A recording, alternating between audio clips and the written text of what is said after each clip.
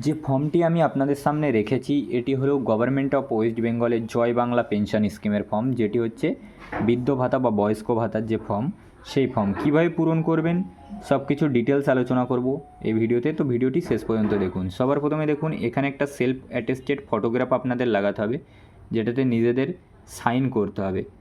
তারপরে বলছে ফর্মটির application for please check only one box.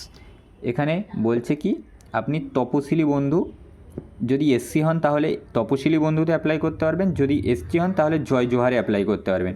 তো এই ফর্মটি শুধুমাত্র যারা এসসি এবং এসটি তাদের জন্য, তারাই অ্যাপ্লাই করতে পারবে। তো সবার প্রথমে আপনাদের কী লিখতে হবে, আপনি যদি এসসি এসটির বাইরে হন তাহলে এই ফর্মের অ্যাপ্লাই করতে পারবেন না আপনারা। তো সবার প্রথমে আপনাদের বেনিফিশিয়ারির নাম লিখতে হবে। এখানে বেনিফিশিয়ারি আপনার নাম লিখতে হবে, আপনি অ্যাপ্লিক্যান্ট আপনার নাম লিখতে হবে। এখানে যে অ্যাপ্লিক্যান্ট তার নাম লিখতে হবে। এখানে জেন্ডার দিতে হবে, জেন্ডার যদি মেল হয় তার মেল হবে, ফিমেল হলে ফিমেল হবে। এবার ডেট অফ বার্থ দিয়ে দিতে হবে। এখানে ডেট অফ বার্থ এই ফরম্যাটে দেবেন 1/1/1995 এরকম এই ফরম্যাটে দিয়ে দেবেন ডেট অফ বার্থটি। এখানে দেবেন এজ অফ 1/1/2026 তার বয়স কত, যদি শুধুমাত্র ইয়ার্সে বলেছে এখানে, যদি 60 বছর হয় তাহলে 60 বছর দেবেন, যদি 60 বছর 2 মাস বয়স হয় তাহলে 2 মাস দেওয়ার দরকার নেই, অনলি 60 বছর দিয়ে দেবেন। এবার তারপরে এখানে তার ফাদার নেম মানে বাবার নাম দিতে হবে, এখানে তার মাদার নেম মানে মায়ের নাম দিতে হবে। এখানে তার কাস্ট যদি এসসি হয় এসসিতে টিক করতে হবে, যদি এসটি হয় এসটিতে টিক করতে হবে। এখানে রিলিজিয়ান যদি হিন্দু হয় তাহলে হিন্দু দিতে হবে, যদি মুসলিম হয় তাহলে মুসলিম দিতে হবে, যে রিলিজিয়ানের আছে সেই রিলিজিয়ানের এখানে দিতে হবে। ম্যারিটাল স্ট্যাটাস আপনার কি, আপনি বিবাহিত, যদি অবিবাহিত হন তাহলে আনম্যারিডে টিক করবেন, যদি বিবাহিত হন তাহলে বিবাহিতই টিক করবেন। যদি আপনি বিধবা হন, যদি অ্যাপ্লিক্যান্ট মহিলা হয় এবং বিধবা হয় তাহলে এখানে টিক করতে হবে, যদি পুরুষ স্ত্রীহীন হয় তাহলে এখানে টিক করতে হবে, আর যদি সে ডিভোর্সি হয় তাহলে এখানে টিক করতে হবে। ঠিক আছে, তো এবার স্পাউস নেম এটা না দিলেও হবে, যেগুলো স্টার মার্ক মারা আছে সেগুলো আপনাকে ফিল করতেই হবে। দেখুন এখানে স্পাউস নেম না দিলেও হবে। এখানে মান্থলি ফ্যামিলি ইনকাম, টোটাল আপনার ফ্যামিলিতে কতজন মেম্বার আছে তাদের মান্থলি ইনকাম একটা অ্যারাউন্ড দিয়ে দিতে হবে এখানে। তো এখানে পার্সোনাল আইডেন্টিফিকেশান নাম্বার এখানে পুট করতে হবে। তো সবার প্রথমে আপনাদের কাস্ট সার্টিফিকেট যে নাম্বার আছে সেটি দিতে হবে, যে আপনার কাস্ট সার্টিফিকেটের যে নাম্বার সেটি। তারপরে এখানে ডিজিটাল রেশন কার্ডের নাম্বার দিতে হবে। তারপরে AHLTIN নাম্বার, এটা দেখুন স্টার মার্ক মারা নেই, মানে এটা না করলেও অসুবিধা নেই। এবার দিতে হবে আপনার আধার নাম্বার, এবার দিতে হবে আপনার এপিক নাম্বার বা ভোটার আইডি নাম্বার। এবার এখানে বলছে CA application status if applicable, applied yes application number, যদি আপনি অ্যাপ্লাই করে থাকেন তাহলে আপনার অ্যাপ্লিকেশান নাম্বার দেবেন, যদি আপনি অ্যাপ্লাই করেছিলেন ইস্যু হয়ে গেছে তাহলে এখানে সার্টিফিকেট নাম্বার দেবেন, সিএর যে সার্টিফিকেট নাম্বার। বলছে যদি আপনার ডিলিটেড 2026-এর ভোট ডিলিট হয়ে যায় এবং সেই কেসটি ট্রাইব্যুনালে পেন্ডিং থাকে তাহলে ইয়েস কেস নাম্বার দেবেন, আর পেন্ডিং না থাকলে নো দেবেন।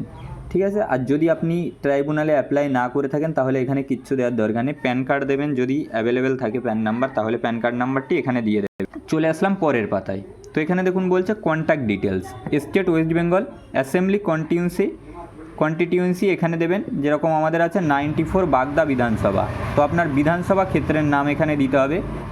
এখানে ডিস্ট্রিক্ট দিতে হবে আপনার কোন ডিস্ট্রিক্ট, আমাদের যেরকম নর্থ 24 পরগনাস। এখানে পুলিশ স্টেশন দেবেন।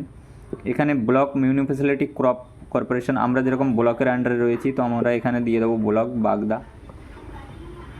এখানে জিপি পার ওয়ার্ড নাম্বার আমাদের গ্রাম পঞ্চায়েতের নাম এখানে দিয়ে দেবো। ভিলেজ, টাউন, সিটি, আমরা ভিলেজে রয়েছি তো ভিলেজের নাম এখানে দিয়ে দেবো। হাউস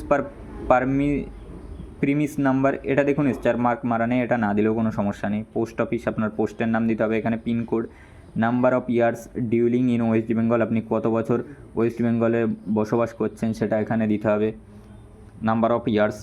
তো এখানে আপনার মোবাইল নাম্বার দিতে হবে, আপনি সেই মোবাইল নাম্বারটাই দেওয়ার চেষ্টা করবেন যেটা আপনি ব্যবহার করছেন, সেরকম মোবাইল নাম্বার, যেটাতে রিচার্জ থাকবে সেরকম মোবাইল নাম্বারই এখানে দেওয়ার চেষ্টা করবেন। ইমেল আইডি এখানে যদি অ্যাভেলেবেল থাকে তাহলে দেবেন। দেখুন এখানে স্টার মারা নেই তো ইমেল আইডি আপনি না দিলেও হবে। এখানে বলছে কাস্টমার এই অ্যাপ্লিক্যান্টের ব্যাঙ্ক অ্যাকাউন্ট ডিটেলসে আপনাকে কি ফিল করতে হবে, ব্যাঙ্কের নাম, যেরকম PNB Punjab national bank, SBI, state bank of India, branch name দিতে হবে এখানে। যে ব্যাংকের ব্রাঞ্চ নেম, আমাদের যেরকম ব্রাঞ্চ নেম আমি এখানে লিখে দিচ্ছি, এই হচ্ছে branch name. Bank account number, Aadhaar linked bank account for DBT credits, দেখুন এইটা আপনাদের স্টার মার্ক এখানে মারা রয়েছে। আপনার ডিবিটি লিঙ্ক করা ব্যাংক অ্যাকাউন্ট নাম্বারটাই দেবেন। আপনি কীভাবে চেক করবেন? এনপিসিআই দিয়ে চেক করতে পারেন, তার জন্য অলরেডি শর্ট ভিডিও বানিয়ে রেখেছি যে আপনার ডিবিটি লিঙ্ক কোন ব্যাংকে করা আছে সেটা আপনারা কীভাবে চেক করবেন। এনপিসিআই এর থ্রু আপনারা চেক করতে পারবেন। আইএফএসসি কোড এখানে দিতে হবে, আইএফএসসি কোড, এটা যে কোনো ব্যাংকের আপনার পাসবুকের ওপরে লেখা আছে, সেইভাবে দিয়ে দেবেন।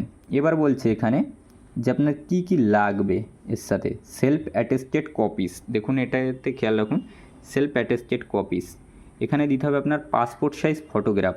প্রথমে বলেছি আপনাদের পাসপোর্ট সাইজ ফটোগ্রাফের উপরে একটা সেলফ অ্যাটেস্টেড করতে হবে, কাস্ট সার্টিফিকেটের কপি দিতে হবে, ডিজিটাল রেশন কার্ডের কপি দিতে হবে, আধার কার্ডের কপি দিতে হবে, copy of voter ID card, copy of residential certificate self declaration, copy of income certificate self declaration. যদি আপনারা এই দুটো তুলতে যদি দেরি হয় তাহলে আপনারা কি করবেন, সেলফ ডিক্লারেশান মানে একটা নিজে একটা দরখাস্ত মতো লিখবেন, লিখে সেখানে আপনারা অ্যাটেস্টেড করে দিয়ে দেবেন। কপি অফ ব্যাংক পাসবুকের কপিতে সেলফ অ্যাটেস্টেড করবেন, আর আদার্স এখানে কিছু দেওয়া নেই। এইগুলো আপনাদের মাস্ট দিতে হবে এর সাথে জেরক্স করে এবং জেরক্সের নিচে আপনারা সই করেই দেবেন অবশ্যই।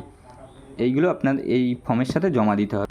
চলে আসলাম পরের পাতায় বলছে সেলফ ডিক্লারেশান অ্যান্ড নমিনেশন। এখানে আপনাকে যদি in the event of my death I hereby nominate, যদি ইনকেস আমার মৃত্যু হয়ে যায় তো আমি এখানে আমার নমিনি রেখে দিচ্ছি। তো নমিনির নেম, অ্যাড্রেস অ্যান্ড রিলেশনশিপ, নমিনির নাম দেবেন, নমিনির অ্যাড্রেস দেবেন এবং নমিনির সাথে আপনার রিলেশনশিপ কী, যেটা হচ্ছে আপনি যদি মরে যান তাহলে আপনি মারা যাওয়ার পরে আপনার ব্যাঙ্ক অ্যাকাউন্টের টাকা নমিনি এখান থেকে তুলতে পারবে, ঠিক আছে। এই যে বয়স্ক ভাতার যে টাকাটা এখানে বলছে যে I give consent to use Aadhaar number authentication identification for social security pension.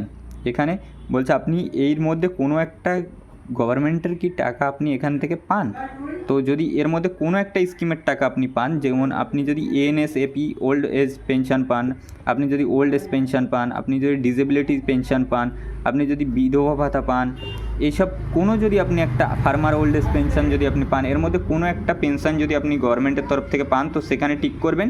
আর যদি একটাও না পান তাহলে এই বক্স ফাঁকা রেখে দেবেন, কোনো কিছুতে টিক করার দরকার। এবার আপনি এখানে ডেট লিখবেন, কোন ডেটে আপনি জমা দিচ্ছেন, 15, 16, 17 এই 3 দিন জমা নেবে, এই ডেট লিখবেন। এখানে আপনার সিগনেচার করবে যে অ্যাপ্লিক্যান্ট, সে সিগনেচার করবে, ঠিক আছে। এবার বলছি ফর অফিস ইউজ অনলি, এখানে আপনার কিচ্ছু করার দরকার নেই। এখানে যেটা করবে সেটা হচ্ছে আপনি যার কাছে জমা দেবেন সে এখানে একটা এখানে আপনি যার কাছে জমা দেবেন সে এখানে সিগনেচার করে দেবে, একটা সিগনেচার করে আপনার এখানে একটা অ্যাকনলেজমেন্ট নাম্বার দেবে, অ্যাপ্লিকেশান আইডি দেবে, সে এইটা আপনাকে কাউন্টার পার্টটি কেটে আপনার হাতে দিয়ে দেবে। তো এটা হলো পুরো ভিডিও, আমি আপনাদেরকে দেখালাম কোথায় কি আপনাদের করতে হবে, কোথায় কিভাবে লিখতে হবে।